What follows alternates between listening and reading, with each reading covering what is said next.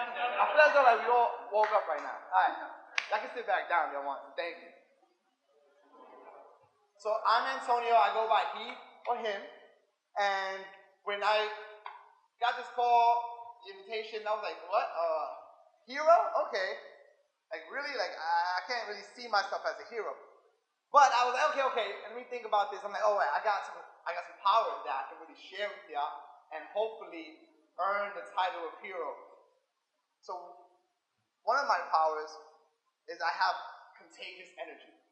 And people call me Taz because I'm like, and then I go, I gotta remember to hold this up, right? And then, but a lot of people just sometimes they want me in a room just because I got all this energy. I don't know, I don't know where it comes from. I don't drink coffee at all. And I don't do cocaine anymore. I'm just kidding. I'm a mama's boy. That's my mom right there. Can y'all see her? This thing is kind of not too dark. My mom passed away a year ago. It's really sad. I was a mama's boy. I call my mom every day.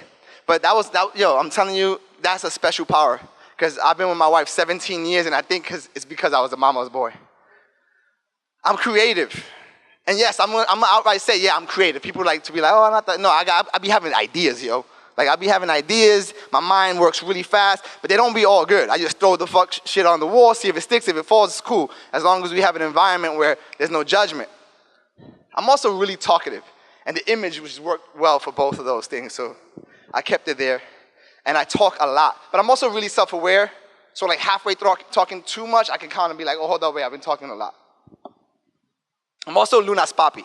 So that's my daughter right there.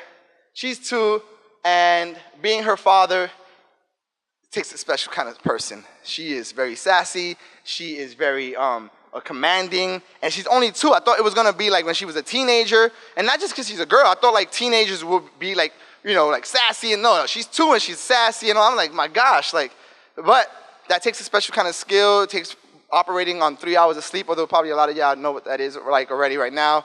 But watch when you get a little older, maybe 10 more years, you're gonna realize that sleep is very precious. I'm an ultimate code switcher. So I can switch it up real quick in the interview. I don't really like to code switch. I do it sometimes unconsciously, but I have to code switch when I'm at the office. Anybody know what code switching is or doesn't know what code switching is? So code switching is a uncanny ability. No, I'm just kidding. No. So basically, every human being that speaks, that has a voice, like audible, has an accent. So don't let anyone ever tell you that if you speak English, don't let anyone ever tell you that accents are only by people who are not from here, right? So every single person has an accent. And with that said, I have an accent that is, you can call it African-American English accent, which is a real thing. People be like, damn, you said that, that's might offensive. No, like that's a real type of accent. And I have to kind of switch it up when I go into the corporate setting. So code switching is either conscious or subconscious changes in your accent and the way you might say certain words, certain phrases that is due to your surroundings.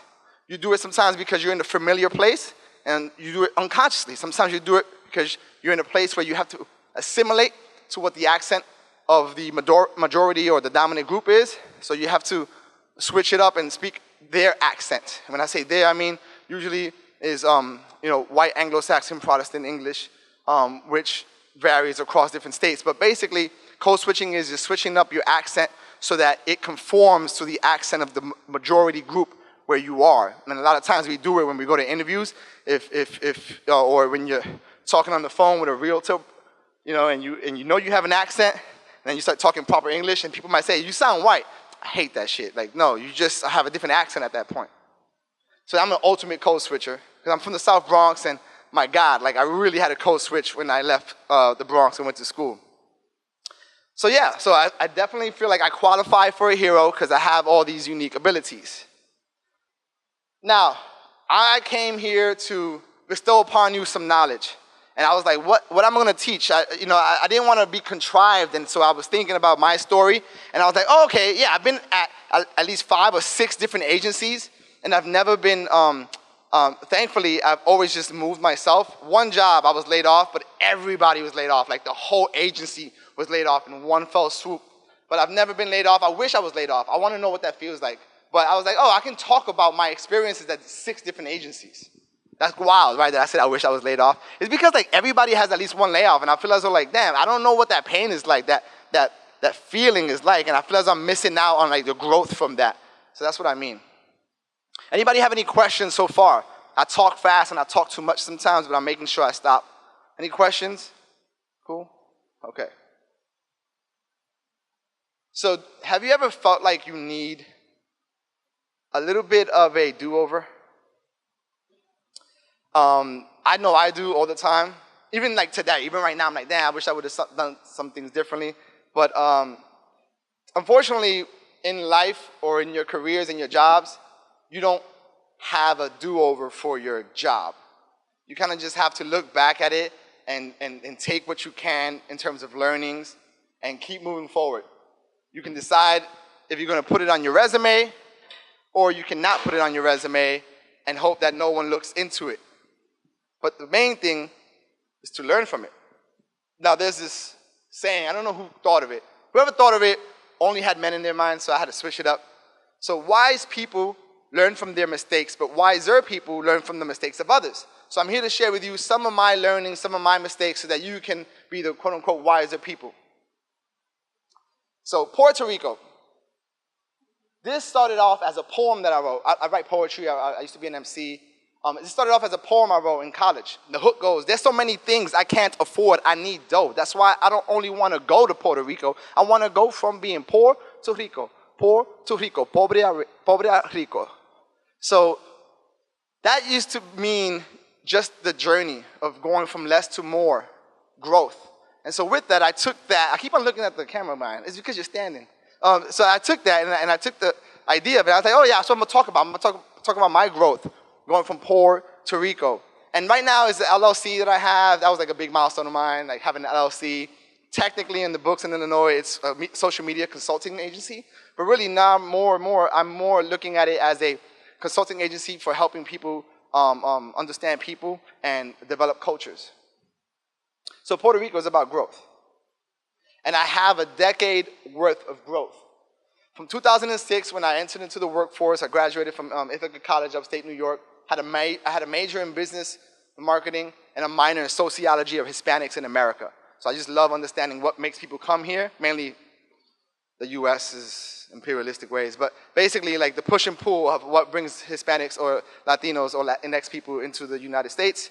But yeah, so this is like my journey in terms of the agency life. Some of them, I don't know if you guys are familiar with any of these agencies, Gray, Big Spaceship, Euro, or Havas now, Common Ground, and Trisect. Right, so in 2006, I came into the agency life as an executive doing account services work, and I was doing integrated marketing for pharmaceutical. Integrated marketing, I don't know if that's the latest buzzword now. In 2006, it was IMC, Integrated Marketing Communications. Yeah, so I was working on a brand that touched all channels, and it was really, really great. And then I got offered a job making more money, and I took that job, and it was at Big Spaceship. Anybody heard of Big Spaceship in here? Man, that place, had I known what I knew about them then, I would have stayed there longer, but amazing place. And I went in there, and I was the first person to be an account manager. Everyone else was a producer or some sort of creative person or UX strategist. So I came into the account management role, but I was only focused on digital marketing. So no longer working on print materials and things like that. Then from Big Spaceship, which is a small creative shop in Brooklyn. Is it in Brooklyn? Yes, it's in Dumbo, down under the Manhattan Bridge overpass, if anyone didn't know. Then I went from there, I was like, all right, long story, I'll tell you more about it in the next couple slides. Then I went to Havas, and I moved to Chicago actually at that time. I was in Havas, and then I moved from Havas, New York to Havas, Chicago. And again, I was doing account supervisor work, but then I started getting into digital strategy. So a lot of my work was, at the time, was working on desktop apps, working on emails, things like that. So up until this time, account person, but then dabbling in a lot of digital projects, working really closely with the digital strategist. And that was my thing. I would always ask for time to sit down with whoever was on digital. So if there was a digital UX person that was announced in the meeting, I was like, oh, okay. So I'll put when the meeting was done, I'll go up to that person. I'm like, hey, how's it going? I'm Antonio. I'm new here. I heard, because anything digital, I needed to be a part of it. And so I was always just kind of expressing interest to the people internally. So that's why I always had a hybrid role, starting really after Big Spaceship. And then at Trisec was my first time ever having a title that didn't also have account. It was so annoying always being a hybrid, because you really can't do both really well. And so finally at Trisec, I came in, and it was a full service agency for general market, right? And sorry, let me back up. So before this job, I was at Common Ground, and I was doing multicultural marketing. I had never thought about that until I got the offer, and I was like, sure, I'll work for an agency that does multicultural marketing. And up until this point, you always looked at data around consumers in mass, right? Multicultural marketing, it forces you to, I'm sorry, let me back up. So up until this time, when you're looking at consumer insights, it's always based on the individual kind of goals and needs. When you look at multicultural marketing, you start to stand back and look at the cultural goals and needs based on the people. So multicultural marketing was a little different because you had to pay attention to culture and what cued culture, right? And so it was kind of an interesting step for me because I never really cared about who I was marketing to. I just wanted a job. But then that time frame, I got the job, started working in multicultural marketing, but then everybody was laid off. Like Common Ground, they were doing, unfortunately, they got into a bad deal. Then the whole agency, there was like, what was it, like 300 people, we all got laid off. I was in Miami, our Bazoo activating for Bombay Sapphire, and we were on the beach, and I got an email saying that I was let go. And my coworker who was at the office, she had to collect my things. So, so then Common Ground was no more. I went into a freelance position at Trisec, and at Trisec, I was a digital social strategist, so it was like a hybrid of a role. But then I got to Intouch Solutions, and they're my current client, so their logo is gonna be way big, right? So it's been almost 2 years. I started off as a social media strategist and doing what they call modern marketing, which is really integrated marketing. And so then during my time as a social media strategist, I would not shut up about multiculturalism. I would not shut up about algorithmic biases and how we're gonna mitigate against those things, right? So if I had an assignment to do a social listening audit, which is me using tools to listen to conversations around certain keywords or topics, I would always come back and I would always filter the results by language, right? Because I know Spanish. And I would always try to find smaller subgroups, right? So I was working on the drug for endometriosis. And you know, it was a big deal. Like no one had ever had a campaign for women suffering from endometriosis. And it was about time that we started to pay attention to women's issues. But then I was in the room like, yo, how about women of color? Like they are ignored all the time. Like, do you guys realize that there's Facebook groups specifically for women of color suffering endometriosis? And you know, it was a bit of a resistance at first because it's always about the numbers. But they were hearing me loud and clear. Like, okay. So finally, after like pushing and pushing, I was offered a position to lead inclusion and diversity. And in that position, a lot of people were like, whoa, so you're going to HR, like, okay, bye-bye your ability to affect the work that we do. But nah, like they fucked up because they don't know who they hired. They're like, with all the years of experience in doing strategy, I'm coming into this role now and I'm integrating how we include inclusion and diversity into our work, into the way we do work. So I'm instilling multicultural mindset into the planners, into the account people, into the creators. I'm working with the UX design team to really elevate accessibility design and inclusive design. I'm also working with the art buying team to increase our supplier diversity so that we're buying images from companies that hire only minority photographers or only shoot non-traditional family types, right? Those are things that exist. You don't always have to get the same images from Getty. There's companies that exist that sell images that only have people of color, or that only employ minority photographers. So now I'm in this role, and nothing's really changed. People ask me, oh, you don't do social media strategy anymore. I'm like, no, I still do. In fact, I feel like I went down to the ground. Whereas before, as a brand strategist, I feel like I was like the president, where it's really hard to get things to be done really quick, right? Like things take forever. Now I go down as a HR person, and it feels like I'm the mayor. Like I can see my things come to life faster.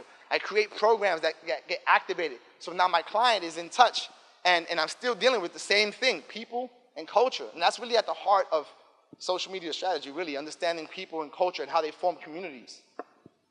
Any questions so far? Am I making sense? Anyone not tracking? So with this, I want you all, see, looking at my gendered descriptions. I want you all to kind of learn a bit from my experiences. So I call this the, well, ain't that some shit list. And because the way I am, I always look back at things and I'm always like, what did I learn? Like, what was the things that came out of that? And the way I sum it up, sometimes I'm like, damn, ain't that some shit? Like, I didn't even think I was gonna take away these lessons. But when I look back at it, I'm like, oh, okay. So this is my, well, ain't that some shit list. I'm gonna start with the first place I had a job at. I'm gonna share with you a clip from a movie that was my reference to what I thought working in advertising was gonna be like. I'm trying to impress you, you know that. I know. Yeah. Now, where'd you get the mushroom shirt? I got to know. Well, the secret is you got to coordinate. Most people don't coordinate. See, you got to coordinate. Yes, that's what you did. Yeah. Interesting. See, I told you they don't stink when you pull the membrane out. Hey, Mama. See, when you saw me, you saw the mushroom shirt. Mushroom shirt. Bang, mushroom shirt. But see, you can't stop with the mushroom shirt. You gotta go on. I'd have stopped that shirt. No, you got to keep going. Okay. Now, let me show you something. Look at that. Oh, you got on a mushroom belt. Gerard, did you know your pops had a mushroom belt on? Yes. But you don't stop there, see? No, you got to keep going. What you got, a mushroom ring? Yes, good idea. Look what I got. Gerard, did you know on the inside was special mushrooms? Yes! Simply delicious, Marcus. I keep telling Yvonne she should take some cooking lessons from you. All she do is cook pork. I bet we eating everything on the pig, from the rooter to the tutor. The whole pig, huh? You didn't marry me for my cooking. You got that right, baby. That's why we got little Junior over there. Bang, bang, bang, bang. Daddy, please. Must you embarrass me in front of my friends on every possible occasion? Now see there? That's your son. Private school got him off to diddy like that. So yeah, this is a movie called Boomerang. Has anyone watched the movie Boomerang in here? Right.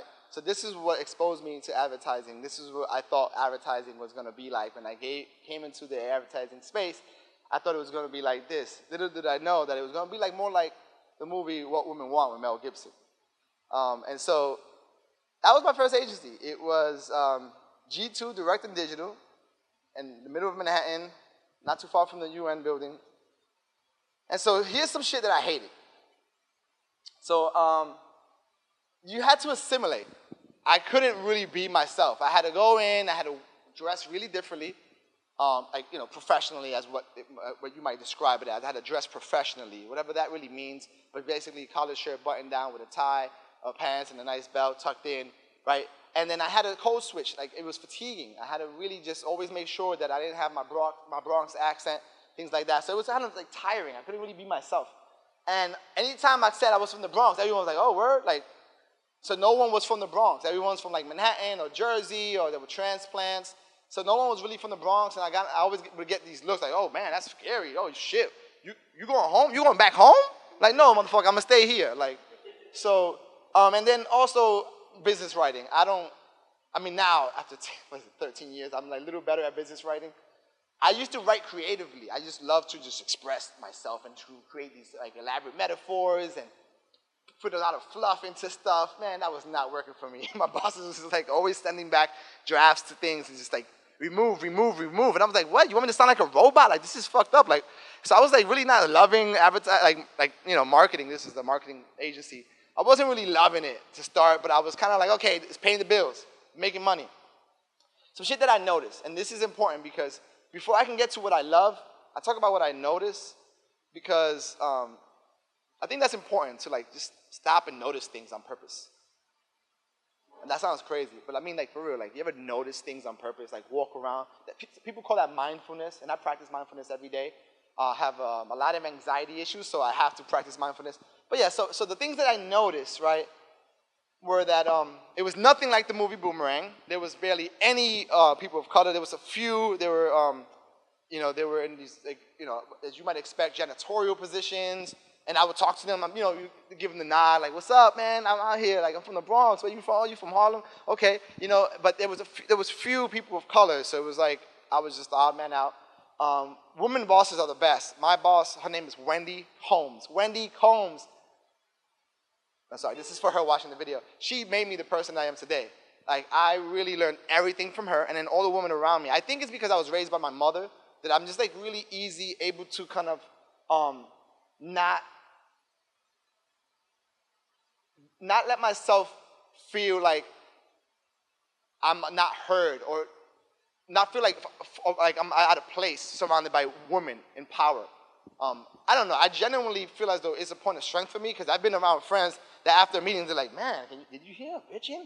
Oh my God. I'm like, nah, that wasn't bitching to me. She was just talking about the problems. Like, my whole lens is different than a lot of men that I have as peers, and I'm always the one to call them out on that bullshit, because I'm always like, like why is it that you don't get what they're saying? Like check your, like, don't use the word bitch around me. Like I've always kind of been this way. I think that's why they offered me the job as inclusion and diversity person. But yeah, so like it was amazing to have all these women around me as bosses, right? And I felt like I was equipped. And also I had a big sister. That's another thing. Anybody have a big sister here who's a man? Yeah. All right. I'm going to venture off and say that you're a great man. I feel as though like men who have big or strong big sisters are like equipped for the world you need to live in today. If you can do pharma, you can do anything. So anyone that gets a job into pharma, do it. You're going to get a lot of money, right? It's going to be really frustrating, but man, do it, because it's so heavily regulated. It forces you to really be creative. And when I say really be creative, I mean really get down to the fundamental human element that connects people. And that's what you need to do with all the heavily regulated type of work that you do in pharma. So, any questions so far on like the things I noticed or the things I hated working at my first agency in 2006? No? Okay. The things I loved. I love that big pharma for some is really hope for others. I know a lot of people, I mean, even coworkers today, they might be like, man, big pharma, it's like the whole thing feels wrong sometimes, and it does feel wrong sometimes. But when you go out there and you listen to people, or you meet someone who's like, oh my God, I had Crohn's on my life, and then Humira saved I can live a normal life because I can inject myself, and then I can go hang out with my friends. Or I had endometriosis, and no one believed me. They thought that I was just always complaining about having really bad periods, or I was not going to work. But no, now there's a drug raising awareness, and granted, big pharma, my gosh, but what they're doing, they're disrupting bias in the healthcare system. And that's the kind of stuff that I love to work on, the stuff that allows me to kind of hear those really good stories, right? And the other thing is that I was really finally able to pay my mom's bills. So I was living with my mom the first couple months after I graduated, and I told her that, I said, you're not paying no more bills. And I paid all the bills, like, and you know, it wasn't a lot. My mom was on Section A, so thank God, you know, but it felt really good to pay my mom's bills. And yes, I say my mom's, like as I have one, like more than one, but I just had one mother. And so what stayed with me until this very day, right? There's one big takeaway that stayed with me to this very day. And it was this. The difference between, I have a typo. The difference between a junior account executive and a senior account executive is a plum. Does anyone know what a plum means? I was in the same boat as y'all. No, right, that's a good one. Huh? Yeah, exactly. It's an air of confidence. So my boss, Wendy Combs, one time she was described as having a plume. It's a plum. It sounds like bomb. It's a plum, right? So I remember I Googled that word at the time, like, damn, what does that word mean? Because they were using it to describe my amazing boss, and it was exactly what described her, and it was the ability to talk with confidence, as if though you know the answers. But you don't even know the answers. You're just talking with confidence. Anyone watch Blair Witch Project recently? I'm like, old, jeez. So Blair Witch Project, there's this one character that she's telling everyone, no, we're not lost. No, we're not lost. It's because you kind of have to lie to people so that they don't lose their shit. And so sometimes people want to be led. They don't want to be told every single thing, because then they're going to freak out. So that's what I learned, that as a junior account person versus a senior, there isn't any difference, because I was doing all the work. But it was the way I was, as a junior account person, I had this look on my face, like, hey. And when I would start meetings, I was always waiting for everyone to settle in. And I was like, but no, not so when I started to learn about what it really took, this small little difference in the way you behave, I was running the meeting. So when meetings get started, okay, hey, how's everyone doing? All right, I just wanted to kick off the meeting with this and this, and just the whole attitude changes. So if nothing else, fake it till you make it. Switch up the way that you kind of, even your body, your posture, when you're standing up, just try to have a bit of more of an air about you that shows that you at least believe and have confidence in what you're talking about, and it can really go a long way in terms of commanding the room. Any questions so far? No? Now, you guys know who the first Puerto Rican in space was? Anybody? It was me. I was the first Puerto Rican in space. No, I'm just kidding. No, it wasn't me. But I did work for an agency called Big Spaceship, and a lot of my friends would be like, "Oh, yo, Tone, you the first Puerto Rican in space, yo." Nah, but it wasn't me. It was my boy Joe Akawa. He got it in space in the early 2000s, so he took the shine. But it was great being at this agency called Big Spaceship. But there was some shit that I hated. It was a 90-minute commute from the Bronx to Dumbo, and that was a long commute on the train. I've seen all crap. This is before World Star Hip Hop. If World Star Hip Hop was there, I would have made my debut back in like 2007. There's like a lot of crazy stuff that happened when you ride the train for 90 minutes in New York City from the Bronx to Dumbo. Isolation, it made me paranoid. I was the only person who was an account manager, and everyone else was a creative or a producer. And I came in to create this new role. And my boss, he was he was a managing director or whatever. But like no one would talk to me. There was no proper onboarding. No one would talk to me. I wasn't introduced to anyone. I wasn't announced to anyone. I was just like in my own little thing. And then I was like the only brown person. So, oh my God, I was like really feeling like everyone was racist. I was like, fuck everybody here. Like, I was like, yo, nobody want to talk to me. So in my mind, everyone was racist. And I know that people think that sounds far-fetched because I think it's far-fetched. But I think what people should realize out of this one little moment is that don't get mad when people bring up race in a lot of situations. Here's why. Your identity is tethered to your community. You are only what you are. You only are who you think you are because of the relative nature, you versus the community. From the moment you're born, I am not my mom's breast. I am not my mom. It's always relative. So, relative to your community, your identity is tethered to your community, right? Now, imagine being in a dominant group where everyone is the same. So now, let's say everyone is white. And in that dominant group, no one is aware of any differences because it's a homogenous group.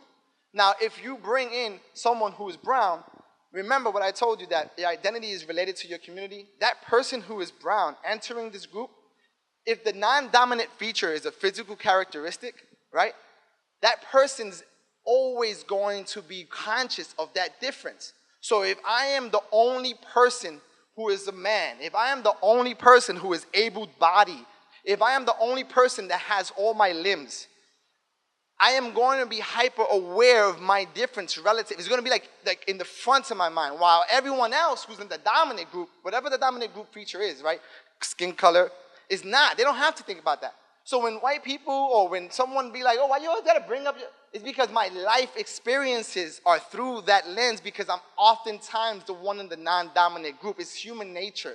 You can't shake it off. Try to empathize. Don't try to like, oh, why you bring up the race card? Oh, like, I'm always like aware of like, oh, I'm the only brown person in the room.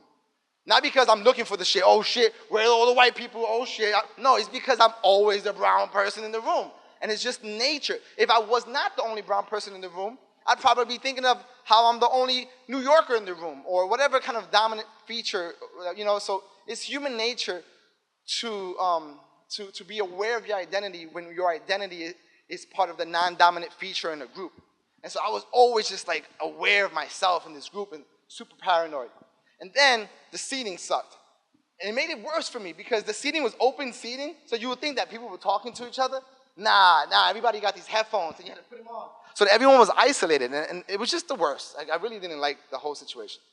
So what I noticed is that I got a lot of reading done on the way to my job, so I missed the commute. Now I bike to work, so I don't read as much on my commute. Yeah, this is a good one. So at Big Spaceship, you would think that no one worked. Everyone was always like doing some shit, playing foosball, playing Guitar Hero, doing anything other than working, at least in my opinion. But I was there with them, like trying to like hang out with them, trying to be friendly. But what I noticed is that the ideas that you get, the best ideas, they don't come from when you're like staring at your paper like this. they come from when you taking a piss, from when you like cooking, or when you like, they come at any other time. And sometimes it's better to just get your mind off of it, like soak it in, like, you know, this is, everybody has their own process, but sometimes it's just better to soak in the assignment, talk a bit about it, and then just don't even think about it, right? Walk away and do something else for a little bit, and then you give your mind time for the stuff to settle into, you know what I mean? Like just the sediment. Like you think about water, right? When you disturb the water, you know, if you gotta let the sediment settle so that you can get the clarity to see in the bottom.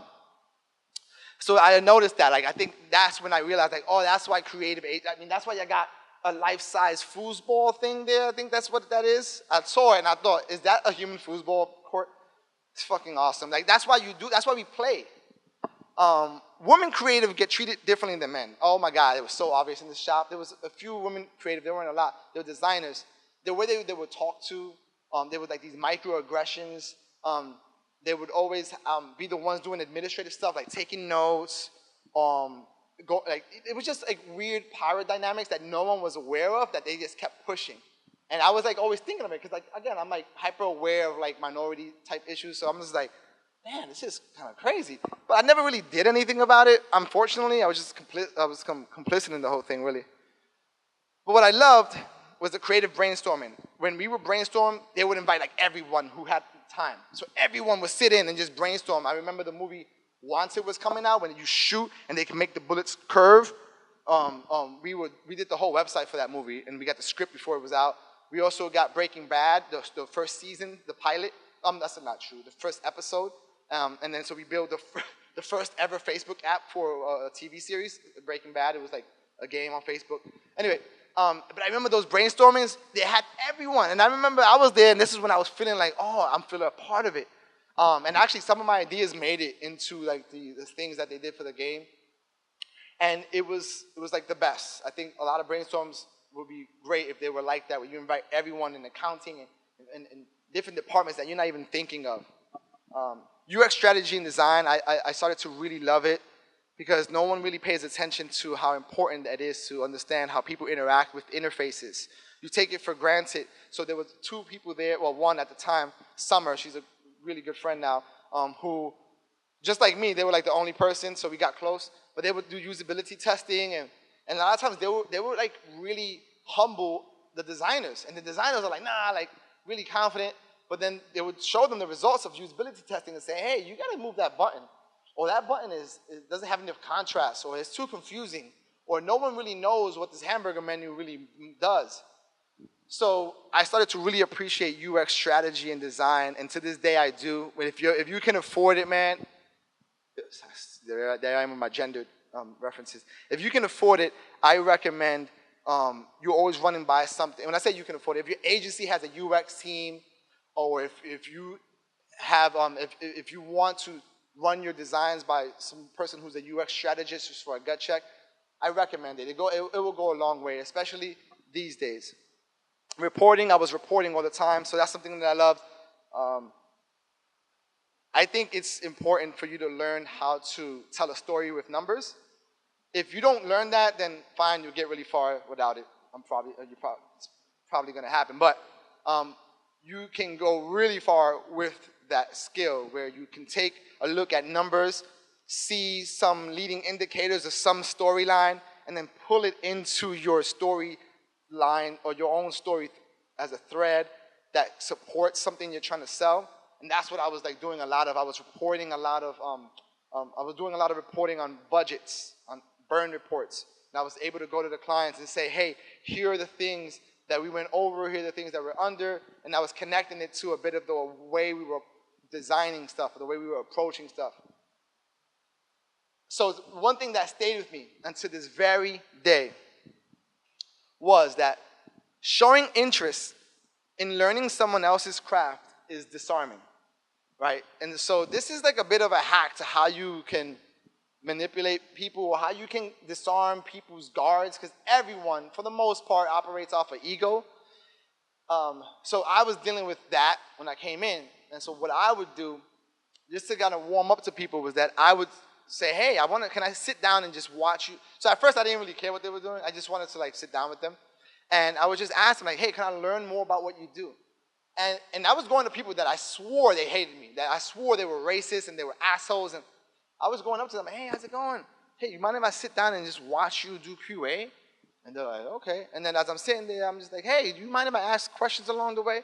And I do the same thing with people designing wireframes or doing some sort of any kind of thing. I would just sit there and I would tell them. And what that did, that made everyone look at me differently. And people started to kind of not be so defensive with everything. And so I find that if you ask people to teach you about what they do, it'll make them be less defensive and less assholes. So if you have a person in your life who's an asshole, swallow up your pride and ask them if you can learn about what they do. And you'll be surprised at how your relationship can evolve. Any questions so far? No? Okay. All right, now, anybody can tell me the difference between a probiotic and a prebiotic? It's random. Nobody? Nobody knows what the difference is between a probiotic and a prebiotic? Y'all know, y'all just lazy, it's all good. Well, I know because my second job after that was working on probiotic cheeses.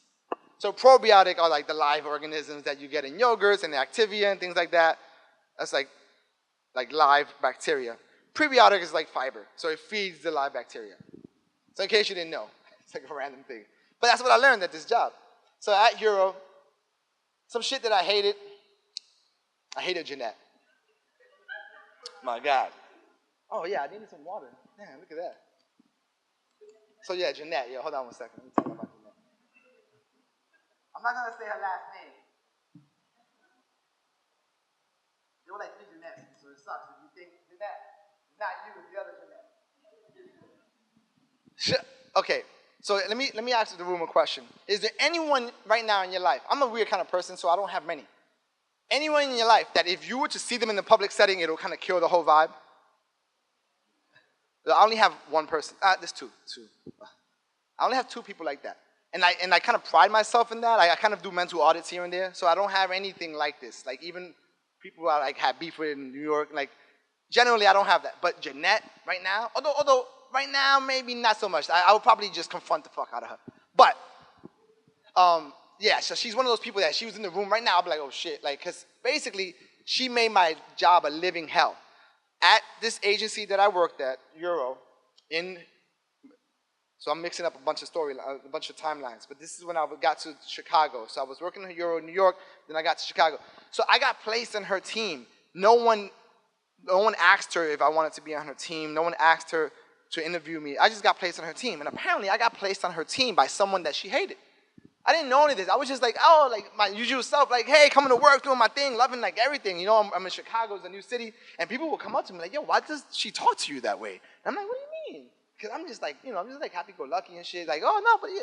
Yo, but after a while, she started really, like, she called me all kinds of names.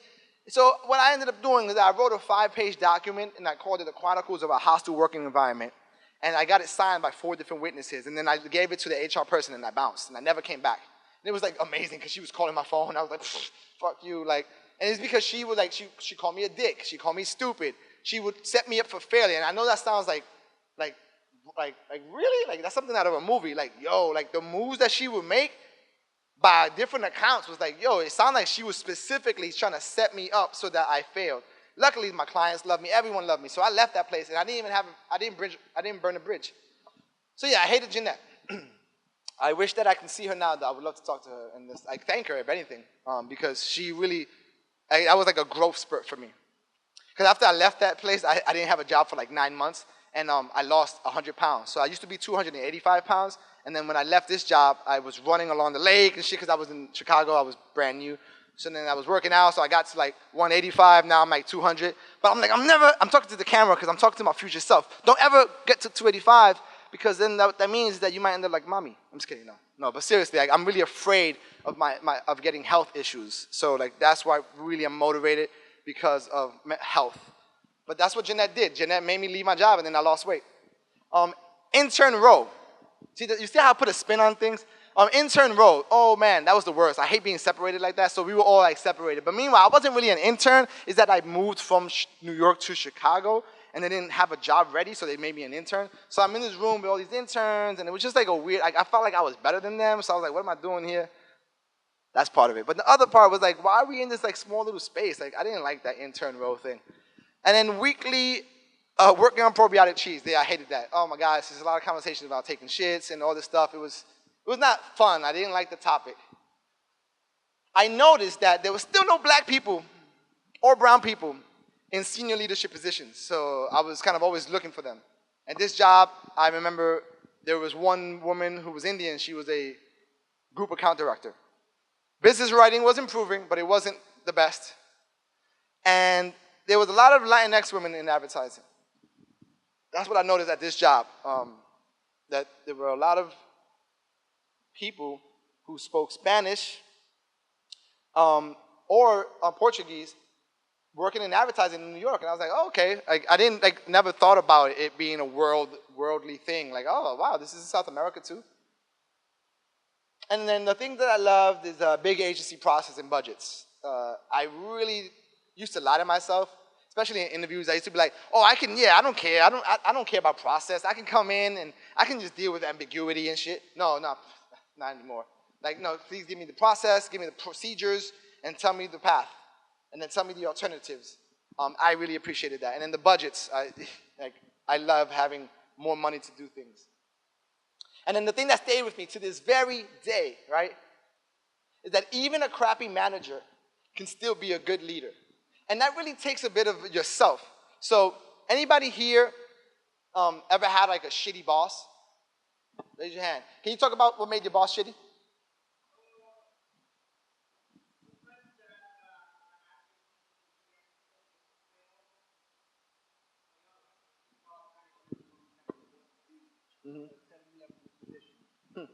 All right.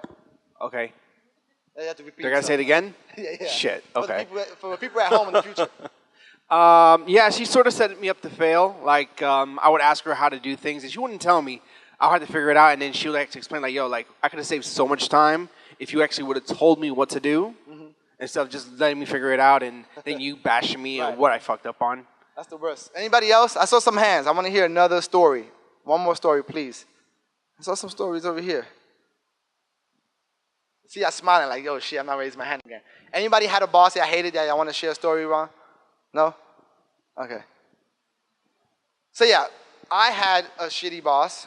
But what made them shitty was that they weren't the kind of boss that I expected to be a boss. They weren't really aggressive. They weren't really assertive. They were really quiet and laid back.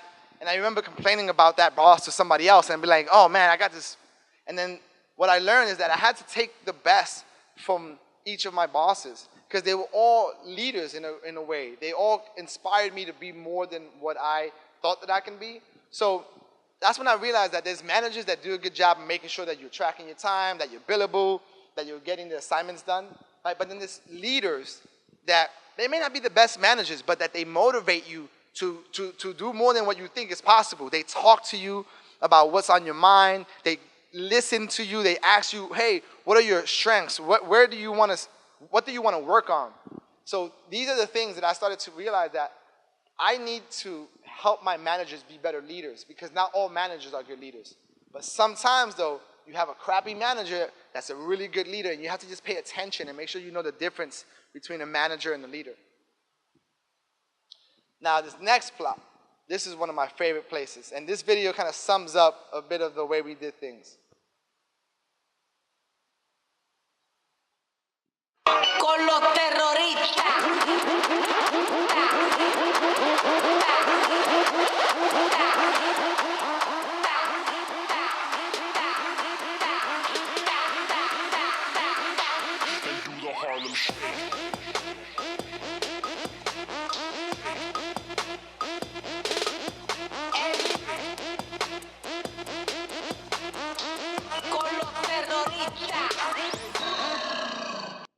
With the cameo. So this was an agency called Common Ground. That was our response to the Harlem Shake viral videos. It was really fun making that video. But yeah, you can see, I don't know if you could tell, but it was like a lot of different people from different backgrounds. Some shit that I hated though was we rarely got a realistic budget. Multicultural agencies these days, we don't get real budgets unless you're like Burrell or something. We don't get good budgets any. I might be wrong. It might be different 5 years later or 6 years later. But I hated the budget that we got. I hated the fact that we didn't have any protocols. Everything was just like, oh yeah, we figure it out. And sometimes that left me feeling uncomfortable. And then being called a digital ninja. This is where I started to be into the hybrid role. And it was annoying because like ninja meant I didn't know what to do with me. And it meant that I was like thrown in and then taken out. And I don't like that. I'm a strategic thinker. And so with that, I want to know about all the upfront. I want to know about the business reasons. I want to know about the consumer. I want to know about the industry. And it was just hard being called for like a brainstorming. And the thing is that like, it worked. Like I do a good job. Like I come in, oh yeah, ninja, I'm out. Right? I hated that though because it never felt like I was really doing the client any service. I was just throwing ideas out. And so don't let people call you a ninja. Don't let them treat you like this random kind of thing that you get thrown on. Especially if that's not what you want to be called. I noticed that there were way more black people than white people. So I was like, oh shit, like this is different. Like what kind of place am I in? Like I don't know, Stacy was like the minority in the place. We hung out after work a whole lot. So a lot of us, we would just stay there after work, working all the time. And now looking back at it, it was a leading indicator that I loved the people I worked with. And the multicultural marketing growth, being there in 2010, they were resilient from the recession because they were working on hair products. Because, you know, black women got to take care of their hair, so they were working on motions. They were working on spirit brands because, you know, people got to drink during the recession. And they were working on Illinois Lottery. That's not true. They hadn't won it yet. So basically spirits and hair care products. And multicultural marketing at that time, 2010, was like just starting. Not really, but kind of sort of in Chicago. Because, you know, Burrell's been around for a while, but I think when I got into it, that's when like a lot of agencies were creating a name for themselves, and then now, you know, it's kind of now this full service general market agency is talking about multicultural marketing. Like I'm trying to pump into my agency now. What I loved was black excellence. I come from New York City, the Bronx, and I'm sorry, but I didn't see a lot of black excellence. I didn't see it around me. I wasn't paying attention when I was in New York City. I wasn't thinking about that stuff. I moved to Chicago, and then I started to pay attention. And I was like, wow, look at these. Like, this company is owned by 2 black men. Like, look at this creative director. She's a Hispanic woman. She's a Mexican, or I think she was Mexican. Actually, I don't remember what she was. But she talked Spanish. I don't remember what she was. But, you know, I think she was Mexican. But you know, it was just so dope to see, like, brown people leading stuff. And I was just, like, loving this. I made lifelong friends. To this day, I still am friends with Stacy. I'm friends with basically everyone that I worked with there. Traveling, oh man. I worked on campaigns that were just really amazing. I got to go to Live on Sunday like 3 times, which to me was like a big deal at the time because like you hear about Live on Sunday and music and man, like just working on campaigns that allowed me to go to different parts of the world. I went to Copenhagen. It was just like a lot of fun stuff that thank God that happened because when I had the baby later on, I was like, oh, well, I got that out of my system. And then influencer marketing. Everything nowadays is about influencer marketing. When we were there, we were just starting to do that. And working with influencers at that time when nothing really was set was a learning experience. But for me, it was really helpful to understand how to work with artists, how to measure what influence was, or how to begin to measure what influence was. So today, we still don't we can't really fully measure it unless you have access to a lot of data. And we didn't have access to a lot of data down to like, you know, sales, unfortunately. So we always had to like work with a big gap in our story. But working on influencer marketing at that time set me up for success later because then I had the experience to be a very a formidable strategic force in clients working on influencer marketing today. Any questions on that? No. Okay. So something that stayed with me until this very day was that if you don't want to get emails or calls from work on the weekends, then don't check or answer emails or calls from work on the weekends. I mean, it really is that simple. People reward that behavior, and it's just, I don't understand it. Unless you're on a pitch team or, you know, unless you get an urgent text that says, hey, please call me back. But don't pick it up. The CEO of my company, he would call me, and I would look at it. I'm like, Ahmed Islam. Oh, he bugging. I'm like, it's a weekend. Like, I'm not gonna, and I do that to this day. I don't reward that behavior unless my name is unless I own the company. I'm not taking my weekend out. So don't do that. The minute you do that, you're starting the trend. Then people think, oh, you're responding. If you respond to an email at 9 p.m., I'm looking at you like you crazy. Why are you checking emails at 9 p.m.? Like stop. And then if you're a boss, if you're someone's supervisor, don't send emails at 9 p.m. Man, like don't do that. But if you do send an email at 9 p.m., don't expect people to respond, right? So it just depends on what side of the coin you're on. I don't like to reward that behavior because my weekends are sacred to me, and I just nipped it in the bud at that time. I wasn't like this when I was in New York. I was like on call all the time. Yeah, gotta be about to launch the dress. No, because then it just consumes you, and then everyone is emailing you and calling you on the weekend. That's some bullshit. Anybody disagree and want to engage in a debate? I'm just kidding. Sorry. Go ahead.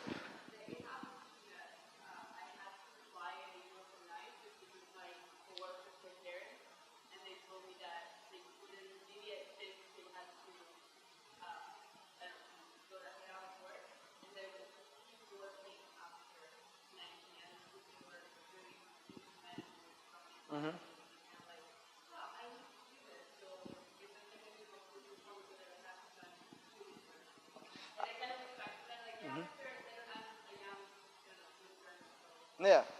I'm glad you brought that example up because then that is an exception. So there's this thing called a charter. So when you are in a team, and you can do it as an intern, it would be so dope if you as an intern tell your boss that you wanted to do this. If you create a team charter, what that is it stipulates the ways that we're going to work together to get our goals done.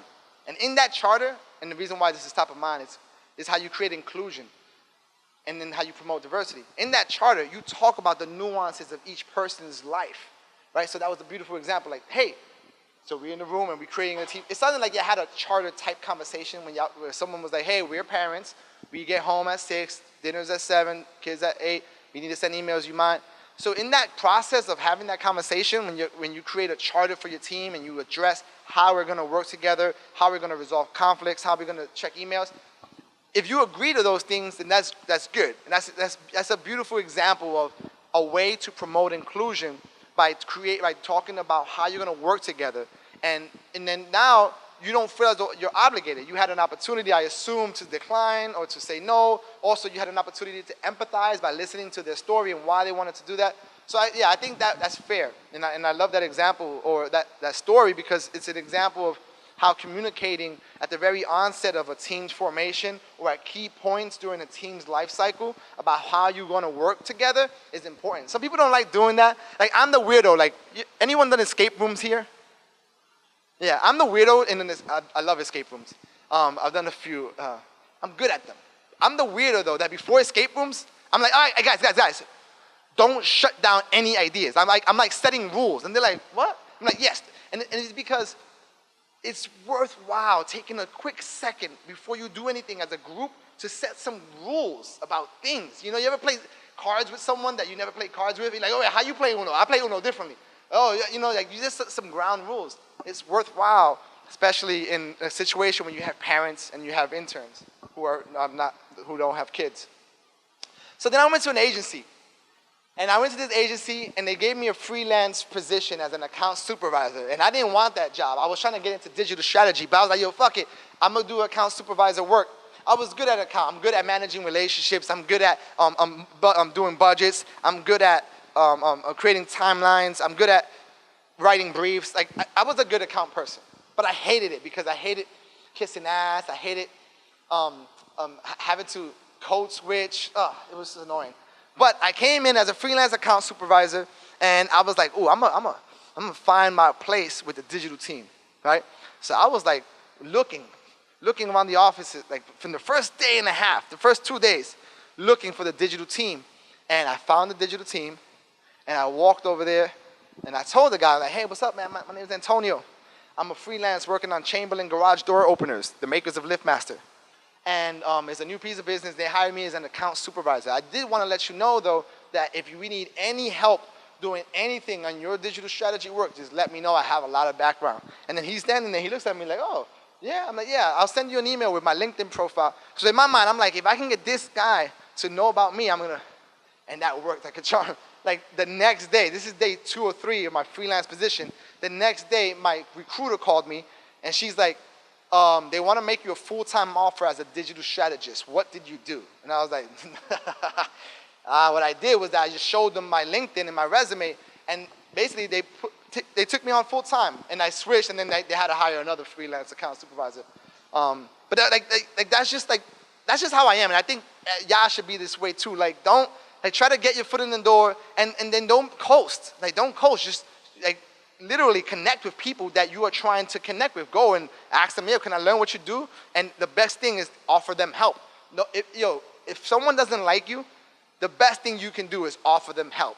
Matter of fact, if they're about to move, you offer them, you want me to help you move that day? I'm telling you, man, you help somebody move, you're gonna be friends for life. I've done that on purpose. Like, I'm sorry for everyone who I helped move. I wasn't manipulating you. So some shit that I hated about Trisect, it was like not diverse at all. I remember, and I don't know if you've noticed the trend, and I'm not making this up. Every job I ever had, I was always wondering, where the fuck are the brown and black people?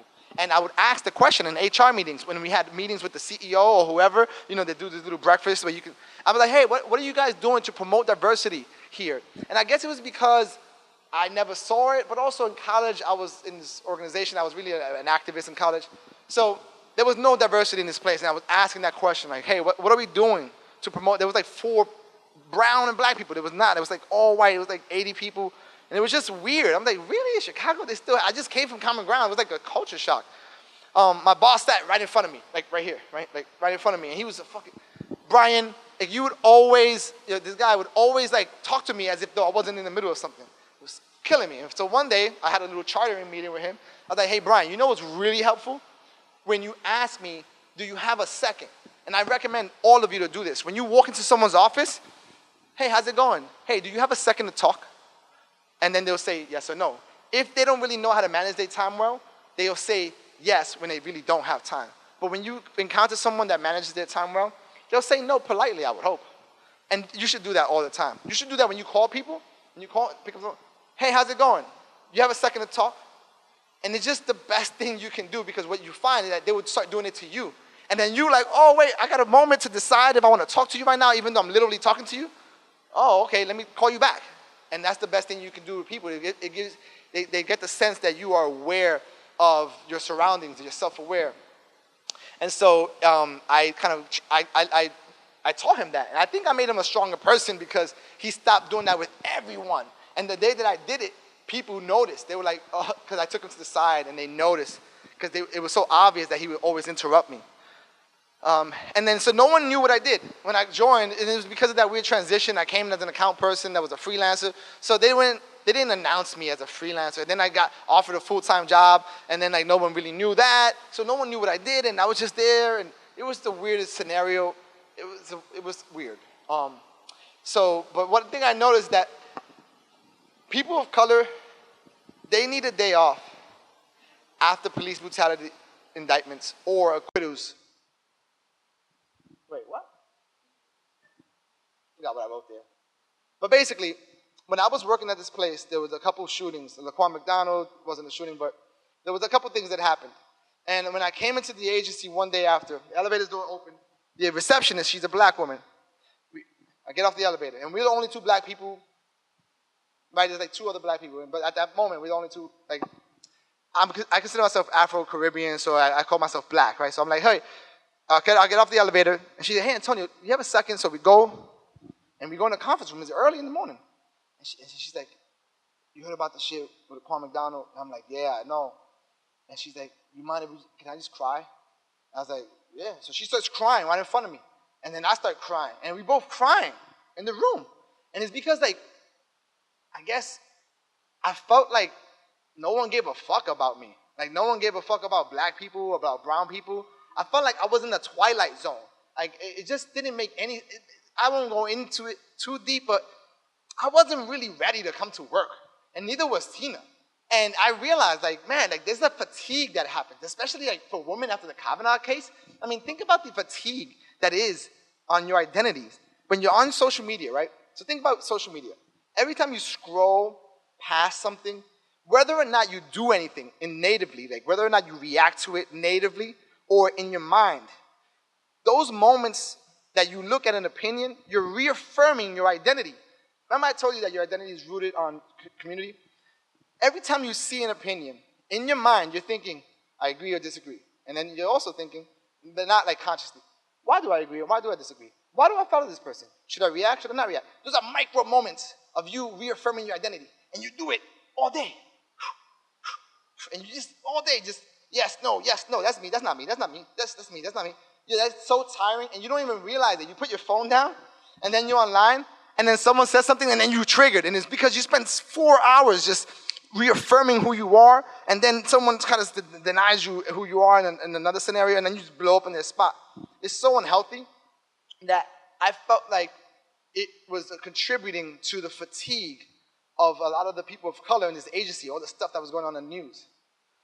And also, on a more brighter note, I guess, is that the agency of record life is great. So agency of record is when you're the agency that does like most of all the creative strategy. That's like a big thing.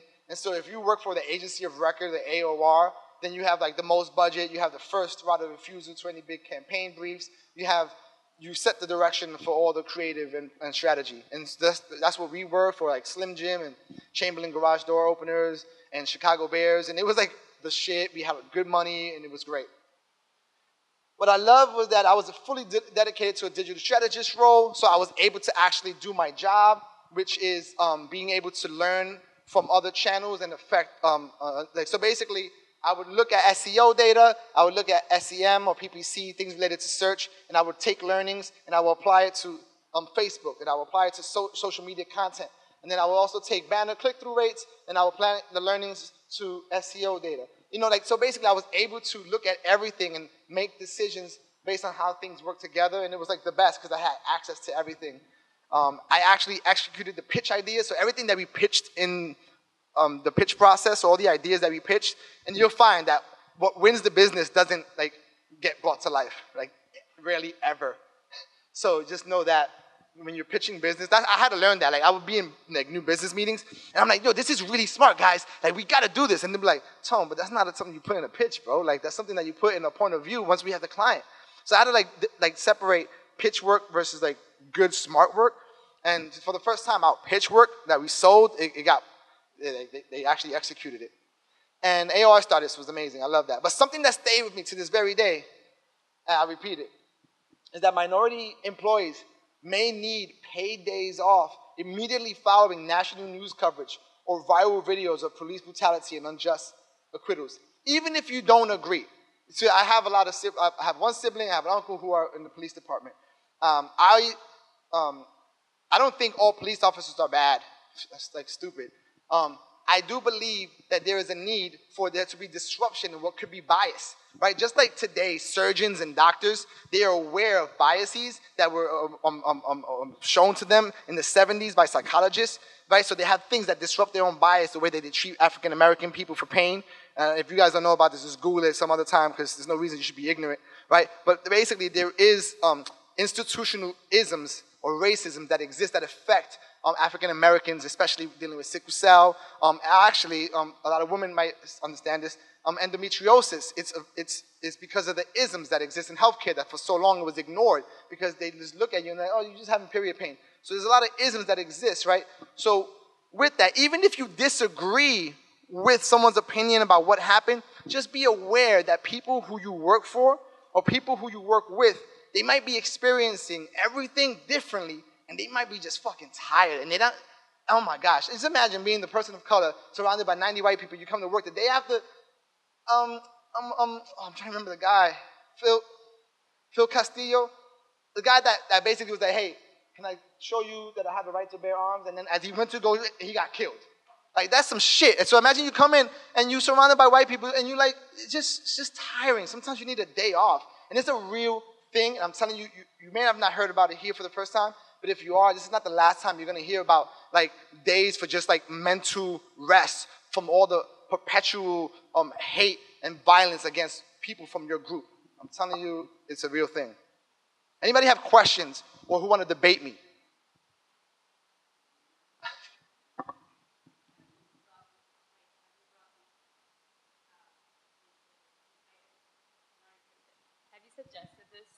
to your boss?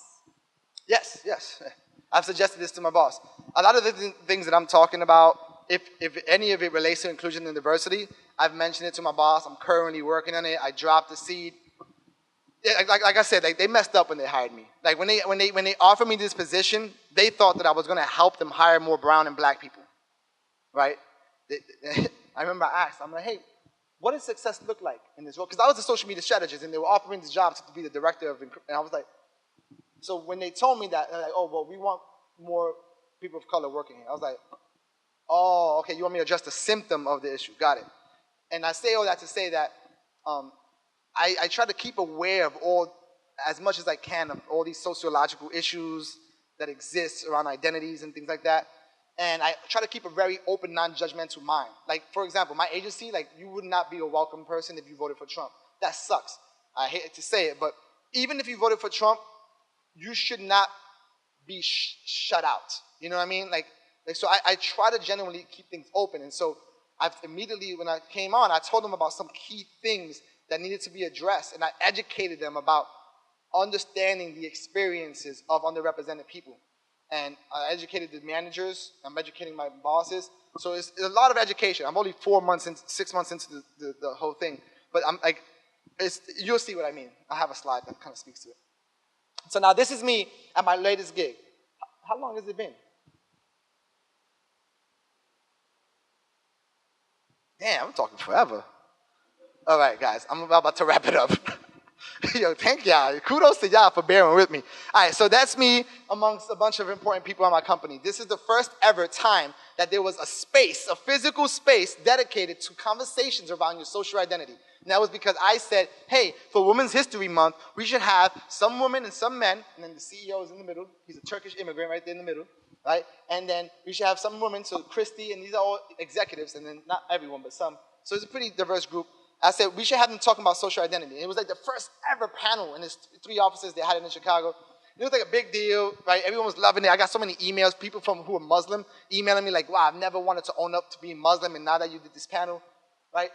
So this is me. And the point is that this is where I am now, Intouch Solutions. And I am doing diversity and inclusion. People think, oh, that's HR. But nah, it's not HR. It is a part of HR, but I'm approaching it like social media strategy, like digital strategy. I have a whole strategic blueprint. I have a vision, which is for us to be a community of unique creators who cultivate an inclusive culture to create a sense of belonging that inspires the highest level of contributions toward our goals. I have a mission, so what we do today, right? So what we do today is that we promote equity by mindfully understanding, respecting, and supporting the unique experiences of historically marginalized groups. And who the hell are we talking to? Well, we're talking to the people that care about this, employees, candidates, and our partners. And there's a bunch of other stuff, but the main thing is like, how am I gonna do this, right? So I'm gonna do this by creating an inclusive culture through experiences and content that shape behavior because it makes our work better, right? So that's the one-liner. That's the one-liner. I keep repeating it over and over and over. Like, hey, what you do, Tom? Like 6 months into my job, what you do? Well, what I'm gonna do is I'm gonna create an inclusive culture that changes attitudes and behaviors because it makes our work better, right? So that's like the one line. So year 1, this is foundation of people and knowledge. Year 1, I'm gonna change the climate. Climate is different than culture. Culture is the way that you do things, what the leadership says, and the stories that are told. It's hard to change culture. It takes time. So it's what leadership says, it's what stories are told in the office, and it's how you do things as a business.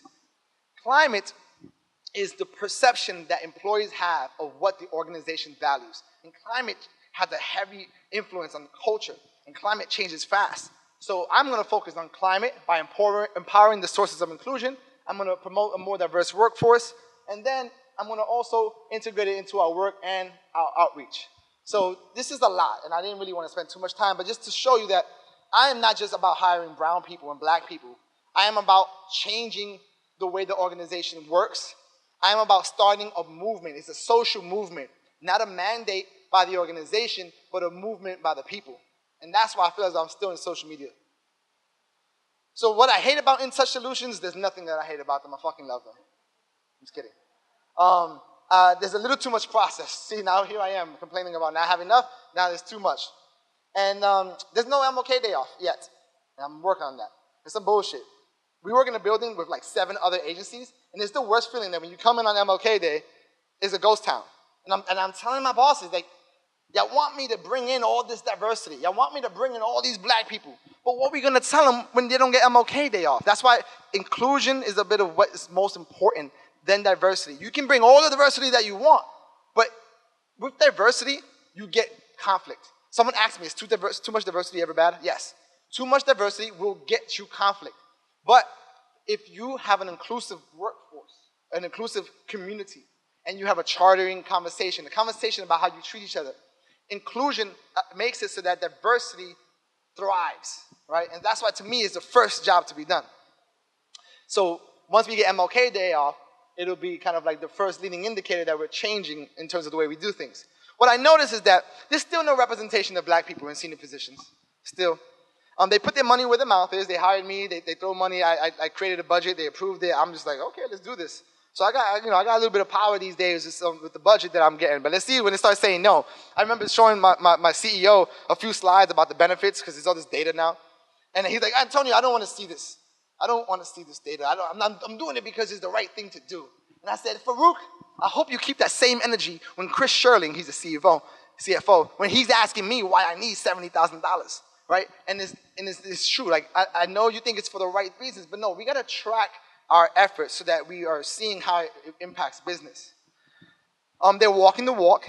There's 6 times higher representation of women in creative positions than industry average. So industry average for women who are creative directors is 11%.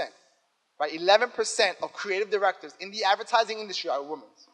Right? But in our agency, there's like 68%, roughly 70% of the creative directors are women. And it's like, it's crazy. It's obviously a bias. I am working on year 2 to achieve gender parity. It's a weird conversation to have with a room full of women, but there's obviously a bias. And I'm telling you, I've been stereotyped. People talk about I don't know how to take care of plants. People telling me I don't cook. I cook 90% of the time. So like I've been stereotyped, and I'm like, yo, just because I'm a man, y'all think I don't cook and take care of plants? Like, and that's the shit that happens when there's like 90% woman and 1 man in the room. Like it goes both ways, even though I would say that, you know, I don't want to cry about it. You know, I'd rather just stay quiet because women have been dealing with way more than what I've been dealing with. What I love is that my current and my previous boss, they're amazing people. They're leaders. They're not just good managers. They were both women, by the way. Empowered to create something, right? So I'm like literally building the plane as I'm flying it. It's really uncomfortable. It's really strange, but it feels good. And I'm focusing on innovation. How do I do things differently and have a real, true business impact? So something that stayed with me until this very day, right, is that it's easier to open a mind than it is to change a heart. Now, what does that mean? No, so that's my job. I'm literally, like, some people that I talk to, they don't give a fuck about diversity. They don't say that. But, like, you know, there's those people that are like, oh, I don't really, what are you talking about? Like, I'm not into social identity politics. Come on, like, that's the bullshit. Like, you know, black people have the best, you know, black unemployment rate is great now. What are you talking about? All this stuff that it's like, I look at them, I'm like, look at you. Your worldview is so small. Like, I can't wait till your worldview to get so bigger, you know? So, like, what I mean by it's easier to change, to open the mind than it is to change a heart is that it's hard to change people's core values, right? So these 2 circles, any thoughts on how we might get these 2 circles to overlap? Any ideas on what we might do to get these 2 circles to overlap? You know what? I'm not been talking forever. I'm just answering the question. So empathy equals overlapping circles. So when you get these 2 circles to overlap, you get empathy, right? So one thing is that you might do, you might move one circle to the left, or you might move another circle to the right, right? So you move them so that they overlap, right? But when you move in the circles, you're moving the core, the center of those circles, right? And that's really hard to do, right? Because when you're moving someone's core values, it's like something that they've accumulated from their life experiences. So it's hard to change someone's core values right then and there. But what you can do, and which is what I like to do, I like to share stories. I like to share stories that increases the circumference of their circle. It increases their worldview. Their core hasn't changed. I'm just increasing their worldview. And I'm increasing the worldview of the other people until they collide, until they overlap. And that's the goal, to share a story that creates empathy, right? That's really what's easier to do. So I'm not gonna tell you what you're feeling is wrong, I'm gonna share with you stories about other people that will hopefully have an effect on how you think. And that's a bit of related to the assignment that some of you are working on, Forever Welcome. It's about sharing stories of immigrants. So in summary, we have these 6 points. I won't go into it. And I had this journey, 10 years, right? I started off just being happy to be working. And then I started to ask myself, why the fuck am I doing this? Where are all the black people? Why am I here? And then I started to figure out why I'm doing this, right? I started to answer my own why. And so then I still have the same why, but it's a different how. It used to be social media digital strategy. Now it's inclusion and diversity. Right? So this is about Puerto Rico. That's what I meant about going from less to more, about being enriched with experiences and knowledge. Now my why, in case you were wondering, is that I want to improve the relationships between healthcare brands and underrepresented communities. So that's the thing that you have to ask yourself. Like, what's your why? And you may not know it now. It might take 10 years. But just be aware that you are going to be happier. And speak with a little bit more aplomb when you do arrive on your why, and that guides you. And when you fuck up and when you fail, when something happens, as long as you remember the why, it's easier to pick up. And you'll find that for you versus the person next to you that doesn't have a why, it's easier for you to bounce back from failure when you have the why in your mind. So with that, I have nothing else to share. Any questions? Thank you.